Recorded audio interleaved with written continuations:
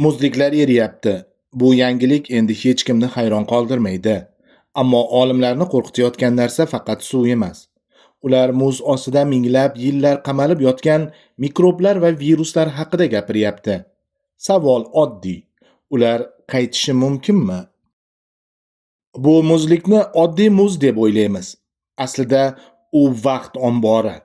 Uning ichida qadimiy havo pufakchalari, chang, o'simlik qoldiqlari, bakteriyalar va virus izlari saqlanadi. NASA permafrost ichida mikroblar va kimyoviy moddalar ham qamalib qolishini yozadi. Permafrost kamida 2 yil muzlab turgan yer qatlami. Ba'zi joylarda u minglab yillar muz holida qoladi. Lekin Arktika tez isiyapti. Yer erisa, ichida yotgan qadimiy mikroblar ham tashqariga chiqishi mumkin.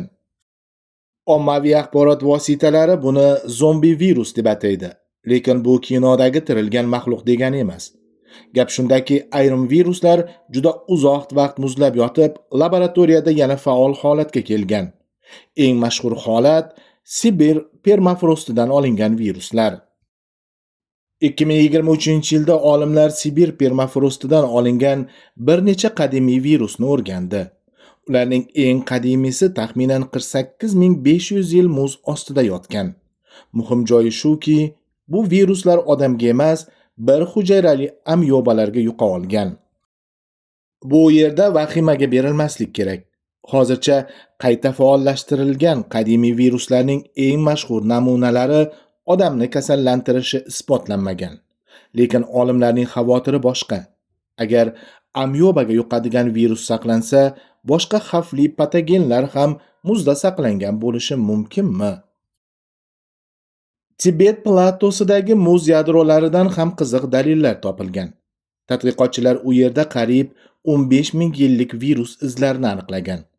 Eng g'alatisi, ularning ko'pchiligi avval kataloglarda uchramagan, ya'ni ilm uchun butunlay yangi ko'rinishdagi viruslar edi. Muz yadrolari faqat virus izlari uchun emas, o'tmish iqlimini tushunish uchun ham o'rganiladi. Har bir qatlam o'z davrining havosi, changi va tirik izlarini saqlaydi. Shuning uchun muzlik erishi oddiy tabiat hodisasi emas, arxiv ochilishiga o'xshaydi. Qadimiy kasalliklar mavzusida eng qo'rqinchli real misollardan biri virus emas, kuydirgi bakteriyasi bilan bog'liq. 2016-yilda Sibirning Yamal yarimorolida kuydirgi tarqalib, minglab bug'ular nobud bo'lgan. Odamlar ham zararlangan. Issiq havo eski muzlagan qoldiqlarni ochgan bo'lishi mumkin. Permafrost faqat tuproq emas. U yerda qadimiy hayvon qoldiqlari, eski qabristonlar, o'lgan bug'ular va noma'lum organik moddalar saqlangan.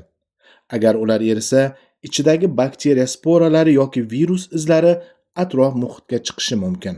Shu sabab olimlar Arktikani diqqat bilan kuzatmoqda. Muz hayotni butunlay yo'q qilmaydi, ba'zan uni to'xtatib qo'yadi. Past harorat, qorong'ulik va kislorod kamligi ayrim mikroblarni uzoq vaqt saqlashi mumkin. Ular faol hayot kechirmaydi, lekin qulay sharoit qaytsa, ayrimlari yana harakatga kelishi mumkin. 2025-yilda Kolorado universiteti tadqiqotchilari muzlagan tuproqdagi mikroblar darhol ko'paymasligini, lekin vaqt o'tib faollashishini kuzatdi. Bu juda muhim. Xavf filmdek bir soniyada emas, asta-sekin paydo bo'lishi mumkin. Chunki Arktika oddiy hudud emas. U tez isiyapti. Yangi yo'llar, konlar va sanoat loyihalari muzlagan yerga yaqinlashmoqda. Esa permafrost erishi bakteriyalar, noma'lum viruslar, hatto eski kimyoviy va radioaktiv chiqindilarni chiqarishi mumkinligini ogohlantirgan. Bu yangi pandemiya deganimi? Yo'q, muz erisa albatta pandemiya boshlanadi deyish noto'g'ri. Patogen odamga yuqa olishi, yashab qolishi va tarqalishi kerak. Bu 3 shart birlashmasa katta xavf bo'lmaydi. Lekin ehtimol kichik bo'lsa ham oqibati katta bo'lishi mumkin. Eng katta xavf uzoq muzlik ichida emas, odamlar bilan uchrashadigan joyda.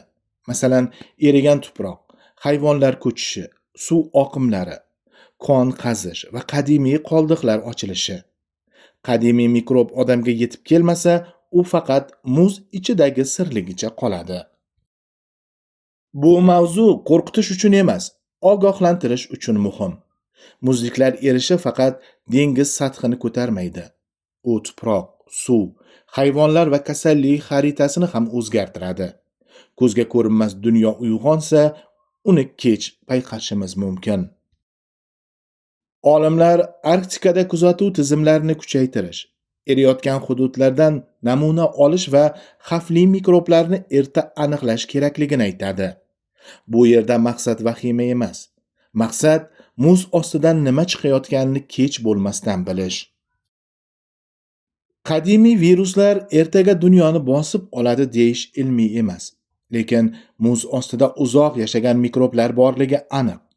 Ayrimlari laboratoriyada yana faollashgan.